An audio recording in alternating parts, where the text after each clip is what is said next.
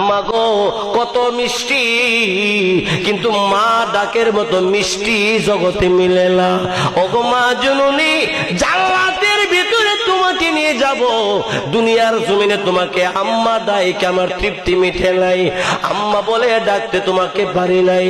মাগো এবার চলো গো, তোমাকে নিয়ে জান্নাতে ঢুকবো গো।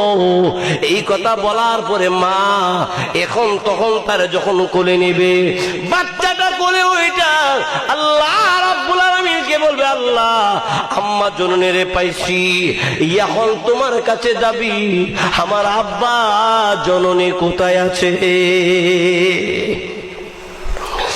আল্লাহ রাব্বুল আলামিন আব্বা দুখিলিকে ওই সন্তানের কাছে দাঁড় করাইয়া দিবে।